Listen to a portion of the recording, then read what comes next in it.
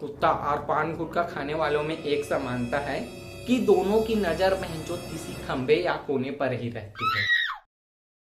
वैसे ना बहनचोद मेरी वाट है लगी, साला कंफ्यूजन भरा रहा मेरा अब तक का जिंदगी। अरे लौड़ा, मैं ही नहीं हूँ इस पाप से मैला, बल्कि ये पूरी दुनिया में है फैला। दुनिया में कितने लोग हैं बड़े, लेकिन बहनचोद इससे कोई नहीं है परे। कोई नहीं है बहनचोद इससे अनजाना, सबको पड़ता है इसे अपनाना। जैसे कि पैसा गांड की तरह होता है, सबके पास है लेकिन देना कोई नहीं चाहता। और लंड ज्ञान की तरह है, देना सब चाहते हैं लेकिन लेना कोई नहीं चाहता। और बहनचोद कितनी कठोर विडंबना है कुदरत की कि फूलों का राजा कांटों में रहता है और जिंदगी का निर्माता झांटों में रहता है।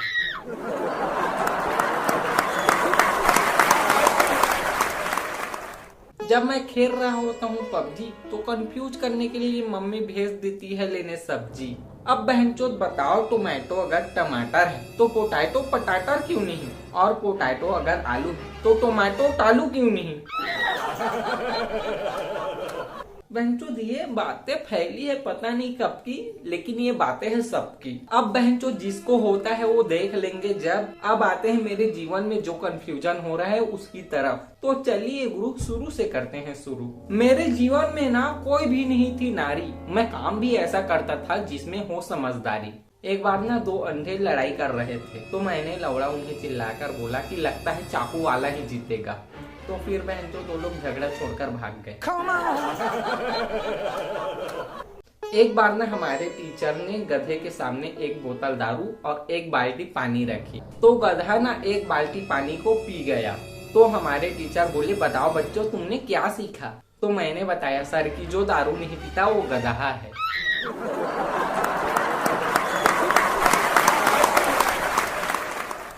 अब बहनचोद समझदारी पहले ही था नहीं मिला, बल्कि अब भी जारी है सिलसिला। अब देख लो, अभी रक्षाबंधन पे मैं मेरी बहन को आईफोन गिफ्ट करने वाला था, लेकिन वो ना देखती ही खुशी से रो पड़ती, तो मैं उसकी आंख में आंसू नहीं देख सकता, सो प्लान कैंसल।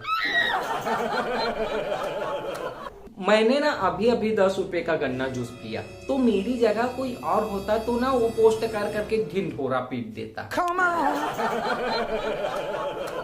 मैं ना बहनचोद पढ़ना नहीं चाहता था लड़की के लफड़े में, इसलिए निकल जाता था कोई भी कपड़े में। और अगर लौड़ा कोई लोअर टी शर्ट और चप्पल में कहीं भी निकल जाता है तो बहनचोद समझ लो कि वो मोह माया से दूर हो चुका है।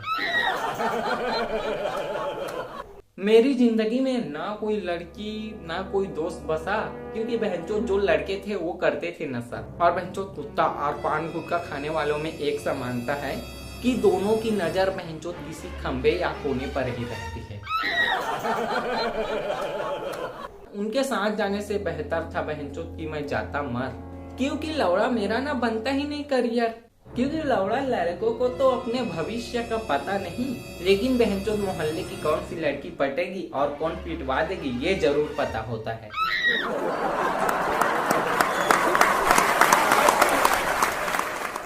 भर नहीं सकते बहनचोद वो घर का रेंट, लेकिन प्रॉपर सबकी है गर्लफ्रेंड। कमाई वो नहीं करते लेकिन जुए में वो जीतते हैं, और बहनचोद सबको ना उनके पापा बहुत पीटते हैं। मैं ना अभी अपनी प्रॉब्लम रहा था रट, लेकिन बहनचोद मेरी तो बहुत छोटी सी है संकट। लौड़ा संकट क्या होता है उससे पूछो, जिसका बाप उसकी घर में क्लास ले रहा हो और उसकी गर्लफ्रेंड दनादन मिस कॉल पे मिस कॉल मारे जा रही हो। उनकी जीएफ ना उनको कॉल लगाती है और बहनचोद उनकी जीएफ देखकर मेरी जल जाती है। पर बहनचोद पता नहीं कैसे कैसे को गर्लफ्रेंड मिल जाती है। बहनचोद मैं सोचता था कुछ नहीं रखा है लड़की के चक्कर में पड़ने में, लेकिन बहनचोद आजकल बूढ़ा भी लगा है सेटिंग करने में। बहनचोद एक दिन ना मेरे दादाजी बोले कि बेटा अंदर से मेरे नकली दांत ले आ। तो मैंने कहा, दादाजी अभी क्यों दांत लाने का, अभी तो टाइम नहीं हुआ है खाने का। तो वो बोले, बेटा अभी खाने का नहीं हुआ है टाइम, लेकिन पड़ोस वाली दे रही लाइन तो उसे स्माइल देना है। बहनचोद फिर ना मैं गर्लफ्रेंड के लिए अफसोस जताने लगा, सोच के कि झाट मुझे छोड़कर बूढ़ा भी लड़की पटाने लगा। फिर मैं सोचते सोचते जा रहा था चल के, फिर बहनचोद पैर की उंगली में चोट लगा ली सीढ़ी से फिसल के। और भाई आपसे ना मुझे एक चीज पूछना था कि बहनचोद ये पैर की छोटी वाली उंगली क्या टेबल और दीवार से टकराने के लिए ही बनी है? चोट लगवा के मैं उंगली दूं ना गवा, इसलिए मैं चोपड़ा अंकल के पास लेने गया दवा। चोपड़ा अंकल ना मुझे अच्छी अच्छी चीजें बताते हैं, तो मैं भी उनसे पूछना चाहता था कि अंकल लड़की कैसे पटाते हैं। तो मैंने उनसे कहा कि चोपड़ा अंकल आप केमिस्ट हो ना? तो उन्होंने कहा हाँ बेटा, लेकिन वो केमिस्ट नहीं केमिस्ट होता है, CH को चा नहीं क पढ़ते हैं। तो मैंने कहा ठीक है चोपड़ा अंकल। अब झांट कोई अपने से बड़े को कैसे अपनी बात बताए। फिर मैंने हिम्मत करके पूछ लिया कि अंकल लड़की कैसे पटाए। तो उन्होंने कहा अच्छा इसीलिए तुम अपने बात घुमाए। फिर उन्होंने कुछ टिप्स बताया कि गर्लफ्रेंड कैसे पटाए। मैंने उनसे ना बहुत सवाल किया और ये भी पूछ लिया कि अंकल क्या शादीशुदा लोगों को सच में उनकी बीवी गीली गीली जुल्फों से जगाती है, या ये अनमैरिड लड़कों को लालच दिया जा रहा है। यार मैं ना शादी के लिए भी चलना चाहता था घोड़े, पर क्या पता लग जाते मेरे लौड़े। दरअसल ना मेरा एक दोस्त था, उसकी शादी हुई तो ना वो सुहाग रात में अपनी बीवी से घपा घप करते हुए बोला कि मैंने ना शादी से पहले बहुत सारी कॉल गर्ल के साथ घपा घप किया है। फिर उसकी बीवी बोली यही तो मैं यही सोच रही थी कि मैंने आपको कहीं तो देखा है।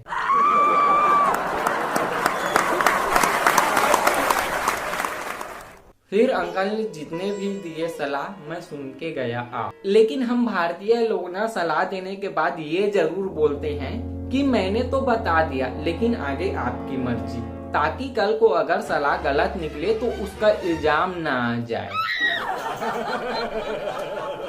फिर बहनचोद मेरा आत्मा गया जग, मैंने किया कुछ अलग। पहले ना मेरा बहनचोद सोशल मीडिया पे कोई फ्रेंड नहीं था। फिर मैंने ना लड़की के नाम से एक नकली आईडी बनाई और अब बहनचोद मेरे 16 बॉयफ्रेंड हैं।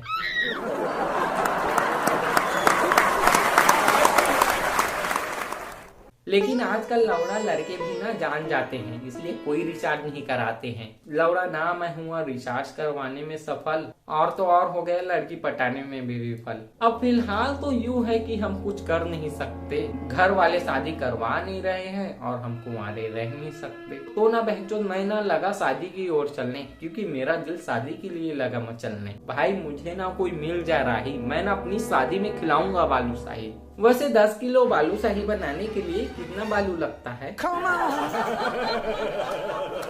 फिर एक दिन ना बहनचोद मेरे पापा ने मेरा अजीब से देखा थोपड़ा, क्योंकि पापा को सब बता दिया था वो भोसड़ी वाला अंकल चोपड़ा। फिर ना मेरे पापा मेरे साथ बिताने के लिए कुछ पल बोले मुझे बेटा आप पहन के चप्पल, क्योंकि पापा ना मेरी मिटाना चाहते थे तन्हाई और वो सोचते थे चप्पल की भी भलाई। क्योंकि एक सोच से पता चला है कि हम चप्पल के बिना तो चल सकते हैं, लेकिन बहनचोद चप्पल हमारे बिना नहीं चल सकता। मेरे पापा मुझसे बोले कि बेटा तू शादी के लिए रहा है रट, पर ना बीबिया होती है बहुत बड़ी मुसीबत। रोज ना तू बीबी से मार खाएगा, शादी करके तू बहुत पछताएगा। पापा ना मेरी भी जानना चाहते थे सोच। इतने में ना एक लड़की आई और उन्हें गाड़ी से दी अट्ठो। यार लड़कियों का ना ड्राइविंग टेस्ट लेते समय उन्हें गाड़ी चलवा कर नहीं रुकवा कर देखनी चाहिए। यार मैं ना ये मानता हूँ कि लड़कियां ना काफी दयालु होती है। वो ना 4-5 बॉयफ्रेंड इसलिए बनाती है ताकि महंगाई का बोझ बेचारी किसी एक पर ना पड़े।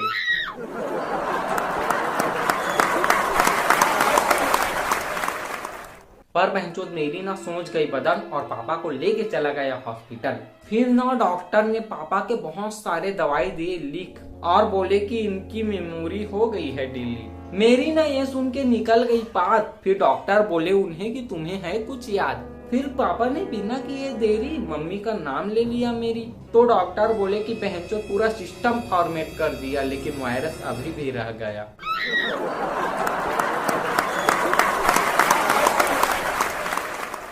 फिर डॉक्टर ने किया अपना कुछ जांच पड़ताल। फिर ना मैं उन्हें घर ला रहा था तो रोड पे चल रही थी हड़ताल। यार बहनचोद लेकिन दूध वाले हड़ताल करते हैं तो सड़क पर दूध फेंक देते हैं, जब सब्जी वाले हड़ताल करते हैं तो सड़क पे सब्जी फेंक देते हैं। लेकिन लौड़ा पता नहीं ये बैंक वालों को कब अक्कल आएगी।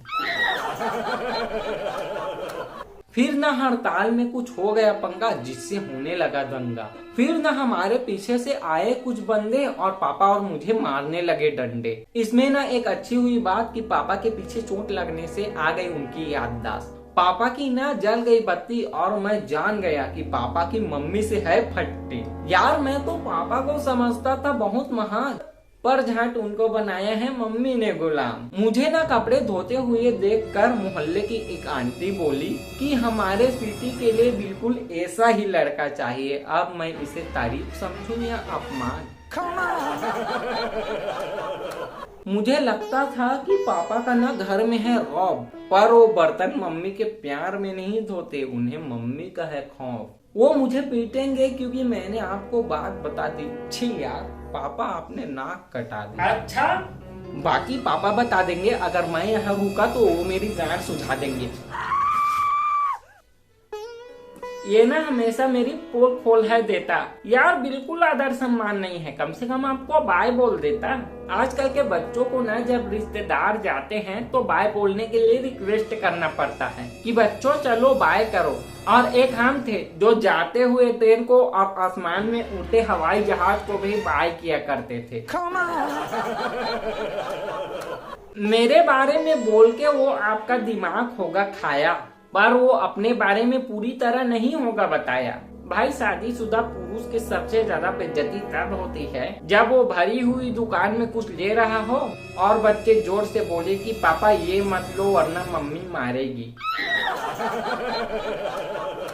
और ये ना बच्चे हैं वही, मैं नहीं बता रहा हूँ कहीं का कहीं। मैंने ना बहुत सारे प्रॉब्लम दिए हैं फेस, जैसे वो ठोकने वाली गाड़ी पे नहीं हुआ केस। मैं ना बीवी के जुल्म से दुखी होकर पीता हूँ रम, और तंग आकर मैंने उठाया भी है कुछ कड़ा कदम। मैंने सोचा कि डिवोर्स के लिए कर देता हूँ अप्लाई, लेकिन फिर नहीं किया, सोचा उसकी भलाई। फिर ना उसने कर दिया मुझे बदनाम, डिवोर्स के बारे में जानकर कर दिया उसने कांड। उसने पहुंचाई मेरी दिल पर चोट, चली गई थाना कर दिया रिपोर्ट। मैं बैठा था पीने में खाने में, उठा के ले गए और बंद कर दिया थाने में। उसने किया बहुत घिनौना काम, मुझ पर लगा दिया मारपीट का इल्जाम। उसने उस टाइम जज साहब के सामने बोला कि जज साहब इन्होंने मुझे 10 साल से मारपीट कर धमका कर काबू में रखा है।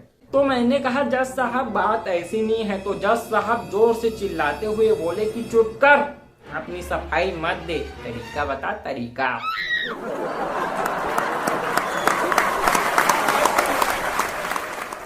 यार बीवी से कौन सकता है जीत, सब है बहनचोद पीढ़ी।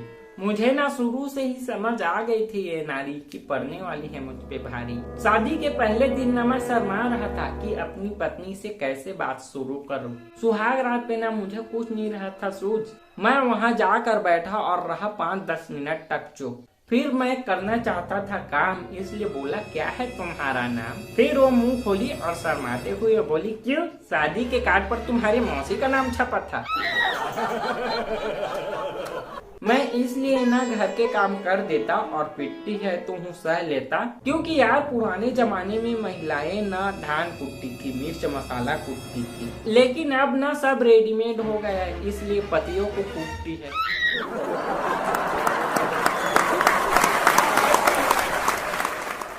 तो मैं ना पीट के हूँ रह लेता और उसके जुल्म खुशी खुशी सह लेता। लेकिन यार लोग कहते हैं नारी का दूसरा नाम शक्ति है, तो उस हिसाब से पुरुष का भी नाम सहन शक्ति होना चाहिए। वैसे ना पत्नियां हमेशा से रही है ख्याल रख कि बच्चों को हमारे पतियों पे जुल्म का न हो भनक। वो ना सब संभाल लेते हैं अपने दम पे और इल्जाम लगाती है हमेशा हम पे। पत्नियां ना होती हैं ऐसी चाल के कि वो अपनी मेकअप वाली शादी की फोटो रखती है हमेशा संभाल के। वो ना वैसे तो चुप ही है रहती, लेकिन जब हम झगड़ा हो तो बच्चों से फोटो दिखाकर है कहती कि बेटा देखो पहले मैं कैसी थी और तेरे बाप ने मुझे कैसा बना दिया।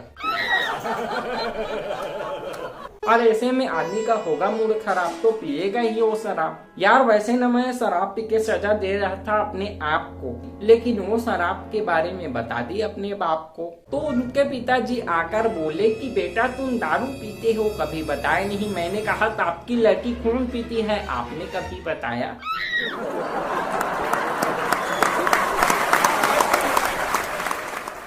तो उनके पिताजी भी गए समझ और मुझ पर तरस खाते हुए बोले कि बेटा सह लो, क्योंकि तुम्हारे पास तो वो है लेकिन मेरे पास तो उसकी माँ है। अब हमेशा बीवी की किचकिच से पति जाएगा ही भड़क। अब वो कई दिनों तक नाराज हो जाएगी तो दूसरी औरत देख के पति जाएगा बहक। मैंने ना दूर करने के लिए दुख खोल लिया फेसबुक। फिर ना मैंने एक औरत को फॉलो कर मैसेज में हाय लिखी तो वो भी हेलो करके रिप्लाई दी। फिर ना हम दोनों की बातें होने लगी। वो मेरा हर बात मानती क्योंकि वो मुझे पहले से ही थी पहचानती। हम दोनों ना एग्जाम में बैठते थे पास में और 8वीं क्लास पास किया था साथ में। उस टाइम ना हम दोनों 14 साल के थे और अब वो मुझे जब FB पर कई साल बाद मिली तो उसकी उम्र 26 है और मेरी उम्र 45। अब मुझे जीने का चाहिए था कुछ सलीका तो उसे बना लिया प्रेमिका। फिर मैंने अपनी प्रेमिका को रोज अपनी बीवी की बातें बताता था, लेकिन अभी ना मैंने अपनी बीवी को प्रेमिका की बात बताई। तभी से ना मेरी बीवी मेरी हड्डियां तोड़ने के लिए घूम रही। आ भी गई मैं।